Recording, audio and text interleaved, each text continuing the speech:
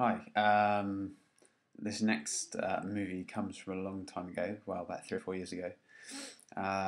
It was part of a history project, believe it or not, and the acting is incredibly bad, but it's really only for you guys who took part in it, or who weren't there because they'd been out the night before partying with somebody. Damn.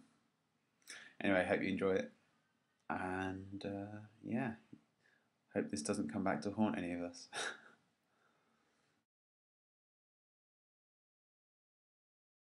Hello Alabaster!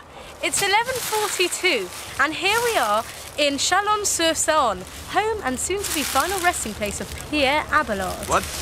Oh no, nothing. Hello Abelard! Hello, please call me Abe, everybody does around here. I'd rather not. It might confuse people. Okay. Now Abelard, you are a well-known philosopher of this period, are you not? Well, yes, I don't wish to brag, but I am perhaps the greatest philosopher of this period. I have defeated several of my former teachers in debates over many things, such as, universals. Ah yes, now, universals. That is what I'd like to talk to you about, because your argument against universals has been used by modern historians to argue that there was a discovery of the individual in the 12th century. Ah. Could you just outline what your thoughts on this are? Yes.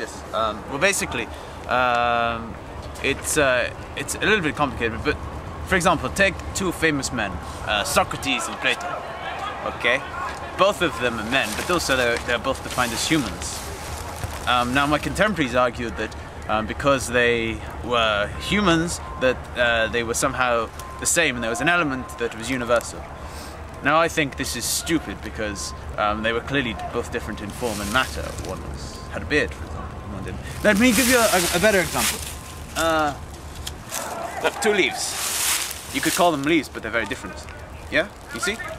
Okay, so everything is different. Yes. As I have written and said on many occasions, there is nothing that is not particular. You should write that down. Thank you. Well, I suppose that it could be argued from this that you believed that every body was different.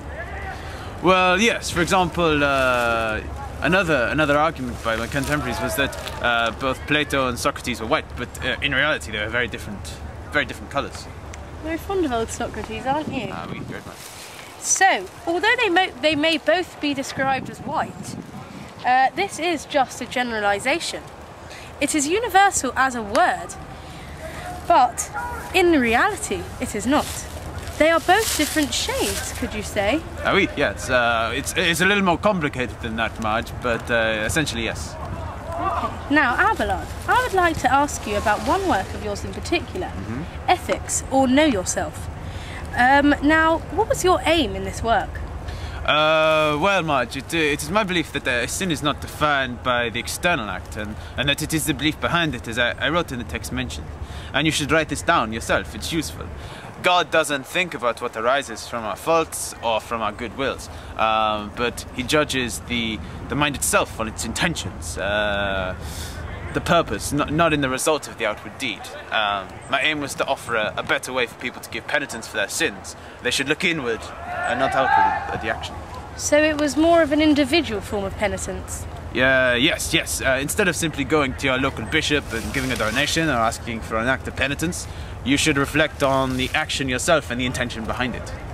Well, that is interesting. So, we have established from what you have said so far that in your lifetime you have attempted to refute the theory of there being universal things and prove that there is nothing that is particular. That is not particular. And you have also attempted to show why people should look inwards. People should look inwards to their internal deeds. Putting these points aside, we're going to be discussing 12th century autobiographies later on in the show. Now, I believe you actually wrote an autobiography in the form of a letter. Yes, I wrote a letter. It's entitled The Historia Calamitatum, or how you might say, the story of my misfortunes, in which I describe my life and give some details of the major events that have occurred in my life. It includes some quite personal moments in my life. My love affair with Eloise and the pain that it brought me. the loss of Eloise and two things that are often important to me. Oh yes, of course. How was it being castrated? I don't want to talk about it. Okay. The letter portrays you as quite determined and argumentative, and it gives a real sense of determination to discover the truth of philosophical issues and refute those that you considered wrong. To a modern reader, it could seem quite personal. Yes.